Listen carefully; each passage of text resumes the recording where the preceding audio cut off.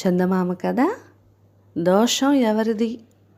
లక్షణ దేశాన్ని మహిరవర్మ పాలిస్తున్న రోజుల్లో ఒకసారి ఎక్కడి నుంచో నిర్మలానందుడు అనే యోగీశ్వరుడు రాజధాని నగరానికి వచ్చాడు. అతడు నగరం చేరిన కొద్ది రోజుల్లోనే అతడి మహిమలు బాగా ప్రచారం అయ్యాయి. ప్రజలు అతన్ని భగవదాంశ కలవాడని పూజించసాగారు. నిర్మలానందుడి గొప్పతనం గురించి విన్న మహిరవర్మకు ఆయన్ని ఒకసారి దర్శించాలనే కోరిక కలిగింది. కానీ ప్రభుత్వచారులో ఒకడు నిర్మలానందుడు యోగిలా తోచడం లేదనే సమాచారం అందించాడు. మహిరవర్మ అతడిపై గట్టి నిఘా ఏర్పాటు చేశాడు. కొద్ది రోజుల్లోనే అతడు దొంగ యోగి అని తెలిసిపోయింది. రాజు నిర్మలానందుడిని అతని శిష్యులను సభకు రప్పించాడు. ఆయన సభలో నిర్మలానందుడిని నేరాన్ని ప్రస్తావించగానే అతడు రాజుకు సమస్తం తెలిసిపోయిందని గ్రహించాడు. అయినా నిర్మలానందుడు ఏమాత్రం తొనకక, మహారాజా, మీరు నా గురించి చెప్పిందంతా యథార్థమే.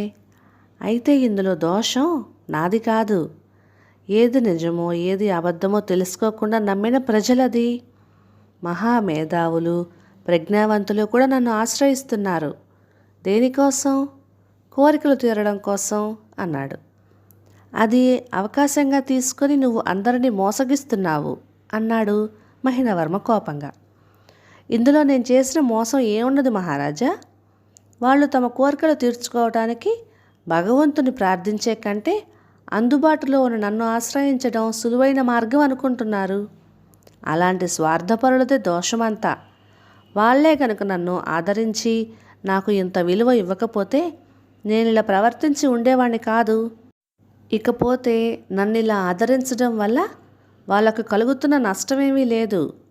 పిడికెడు అన్నం, ఇన్ని పళ్ళు నాకు ఇవ్వటం వల్ల వాళ్ళ మడిమాన్యాలేమీ తరగవు కదా అన్నాడు నిర్మలానందుడు. మహిరవర్మ ఈ వాదానికి కొంచెం ఆశ్చర్యపడి ఏం మాట్లాడడానికి తోచక మంత్రి వైపు చూశాడు.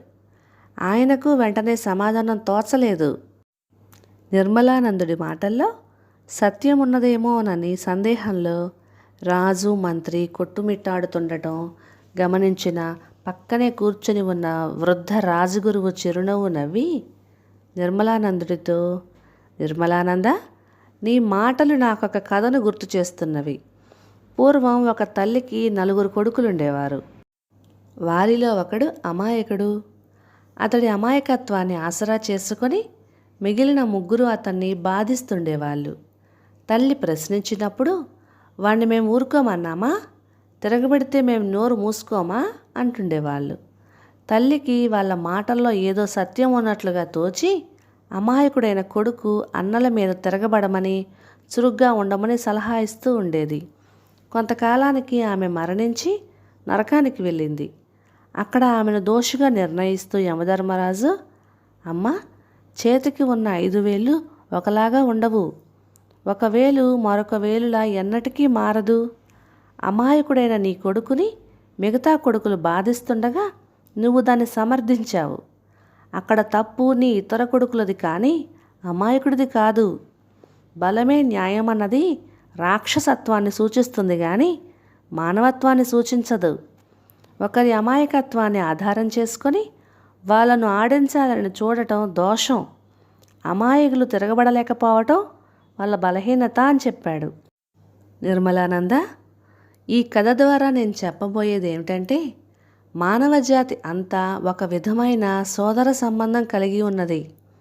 పెద్ద పెద్ద కోరికలు ఉండటం, వాటి కోసం తాపత్రయపడటం చాలామంది బలహీనత. దాన్ని ఆధారం చేసుకొని సుఖంగా బతకాలనుకుంటున్న నువ్వు దోషివి. నిన్ను ఆదరించడం వల్ల వాళ్ళకు నష్టం లేదంటున్నావు. అది నిజం కాదు. నీకు భోజనం పెట్టడంలో వారికి ఆర్థికంగా నష్టం కలగని మాట నిజమే. కానీ వాళ్ళ బలహీనతల్ని నువ్వు మరింత వృద్ధి చేయటం ద్వారా వాళ్లకు మానసికంగా తీరని నష్టం కలుగుతున్నది.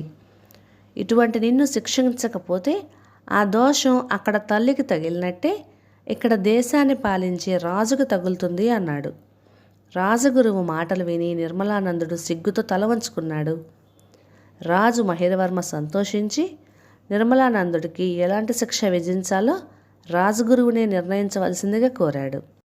అప్పుడు రాజగురువు నిర్మలానందుడు అతడి 2 శిష్యులు కూడా శరీర దారుఢ్యం కలవాళ్లే.